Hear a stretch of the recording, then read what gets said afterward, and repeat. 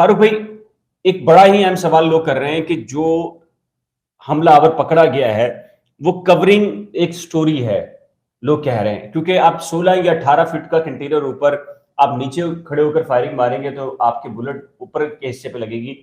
लोग कह रहे हैं कि सामने की बिल्डिंग्स में से फायरिंग हुई, और जो कासिम सूरी साहब हैं, डिप्टी स्पीकर रहे पीटीआई के, तो वो उन्होंने तो कहा है कि स्नाइपर फ्रंट की जो है वो बिल्डिंग्स थी, उन पर बैठे हुए थे। क्या कहेंगे आप?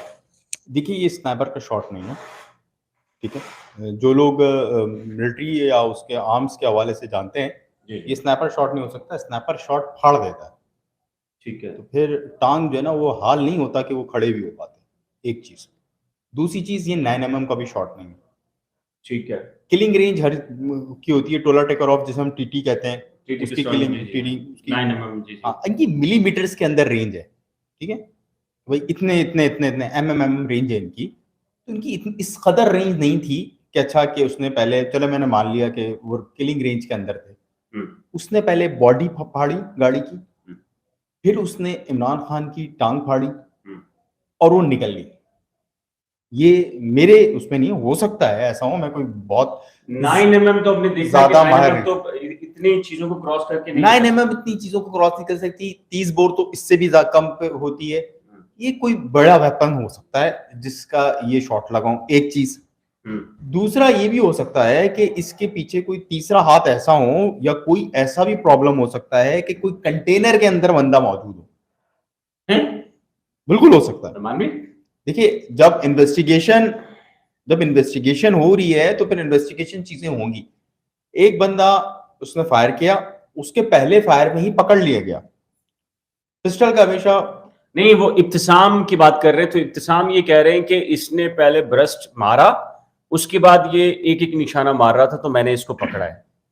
उसने जब ब्रस्ट मारा, जी जी, तो कह रहा है उसने ब्रस्ट मारने का कामयाब हो गया। और दूसरा, इतनी देर उसने मैगजीन डाला होगा ब्रस्ट मारने के बाद, तो फिर दूसरा मैगजीन लगा होगा ना, तो दूसरा मैगजीन पे 2 मैगजीन खाली क्यों निकले उसके? और भी ये अरमान भी, ये बहुत बड़ा सवाल निशान है। तो इतनी देर तक लोग क्या कर रहे थे, और इतनी देर तक मीडिया कहां था?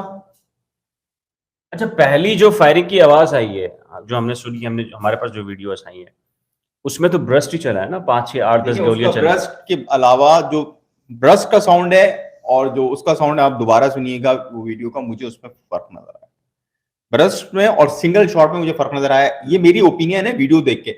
इन्वेस्टिगेशन इदारे, तमाम बड़े इन्वेस्टिगेशन इदारे इसको इन्वेस्टिगेट कर रहे हैं। साबिक वजीर आजम बयान दे रहे हैं, कोई मजाक आदमी नहीं बयान दे रहा कि साबिक वजीर आजम ने उठा के मुल्क के इदारे पे इल्जाम लगा दिया।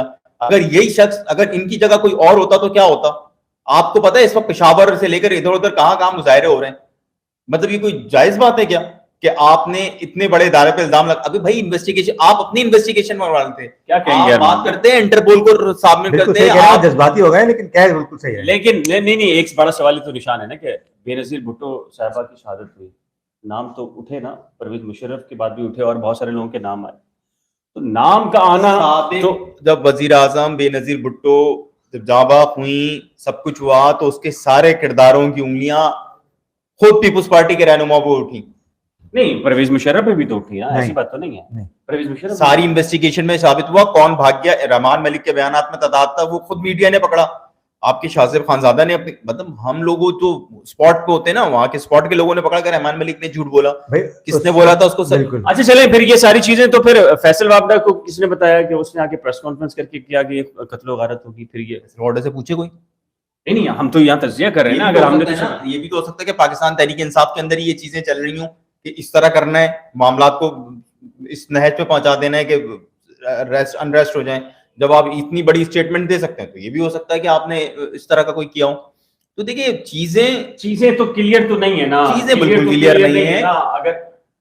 अगर एक बयान आया है तो ठीक है, उस बयान को उस बयान तक लें। नहीं, इस बयान को ये देखें, बहुत हसास मामला है ये। साबिक वजीर आजम है, आपकी इस स्टेटमेंट के नतीजे में पाकिस्तान भर पर आपके, देखें, इदारों की पॉलिसी से हो सकता है, जबरी गुमशुदगी पर मैं बात कर सकता हूं, मैं करता हूं, और दीगर इशूज के ऊपर मैं बात कर सकता हूं, मैं करता हूं। इदारों को अपनी हुदूद में रह के काम करना चाहिए, मैं कर सकता हूं, मैं करता हूं। एक आम शहरी खड़ो के इल्जाम आयद कर दें, वो कर सकता है, वो आम शहरी है। एक साबिक वजीर आजम पर बहुत बड़ी जिम्मेदारी होती है, उसकी स्टेटमेंट का बड़ा मकसद होता है, उसकी स्टेटमेंट को दीगर स्टेट्स जो है वो देख रही होती हैं। ऐसे में साबिक वजीर आजम का बयान बहुत जो उन्होंने गुस्से में दे दिया है और उसका नतीजा ये हुआ। देखिए, इमरान खान की अवामी मकबूलियत से किसी को इनकार नहीं है। इमरान खान इस वक्त पॉपुलर तरीन लीडर हैं। एनए और पीएस की नशिस्तों के इलेक्शन के हवाले से जितने सर्वे हुए हैं सबने कहा है, खुद कराची के अंदर जो सर्वे हुए हैं उसमें नंबर 1 वो हैं, नंबर 2 पे जीआई है या दीगर जमातें हैं, नंबर 1 है इमरान खान हर जगह। जब आपके ऊपर इतनी आपकी फैन फॉलोइंग हो, इतनी पॉपुलरिटी हो, तो आपको सोच समझ के स्टेटमेंट देना चाहिए। अगर जल्दबाजी में हो गया तो इसके आफ्टर शॉक्स को रोकने के लिए कुछ करना पड़ेगा। इस वक्त जहां जहां प्रोटेस्ट हो रहे हैं, मैं बता नहीं रहा हूं वहां वहां प्रोटेस्ट नहीं होने चाहिए। मुल्क की सालमियत और इस्तेकाम हर चीज पर मुकद्दम के लिए ये बात तो फरवी। अगर कोई ब्रस्टेड फायर मार रहा है ना, हाँ, और उससे जायद लोग जख्मी हो रहे हैं, वो यूं करके उसने बस्ट मार दिया, तो फिर ये मुल्जिम के बयान से मुतजाद है। मुल्जिम का बयान है कि मैंने इमरान खान को टारगेट किया, वो लोगों को गुमराह कर रहा था। अच्छा, ये जो फसल बोई है ना, इसमें इमरान खान भी उतने ही शरीक हैं जितने दीगर लोग हैं, जितने माजी की हुकूमतें रही, जितने हमारी इस्टेब्लिशमेंट रही, चाहे वो मिलिट्री इस्टेब्लिशमेंट की बात है, सब रहे कि हमने एक नफरत की फिजा बोई है। हमने मजहब के नाम पे बहुत सारी चीजें की हैं, जिसका रिएक्शन नवाज शरीफ के ऊपर स्याही फेंक के हुआ, चप्पल मार के हुआ, इसी तरह दीगर रहनुमाओं पे हुआ। आपको याद होगा एहसन बाल पे फायरिंग कर दी थी, उनको मारने की कोशिश की थी। तो ये भी इसको उस इंसिडेंट के उसमें भी आप देख सकते हैं। लेकिन जिस तरह वो फायर हुए हैं, ब्रस्टेड फायर हुए हैं, देखिए ब्रस्टेड फायर जो ना वो टारगेटेड होते हैं, फिर वो दूसरे लोगों को नहीं लगनी चाहिए थी चीजें। जो दूसरे लोग जख्मी हुए फिर वो ब्रस्टेड, इसका मतलब है कि जो किलर था उसका एम इमरान खान नहीं था। अगर उसका एम इमरान खान होता तो उसकी रेंज सीधी होती और दीगर लोग नहीं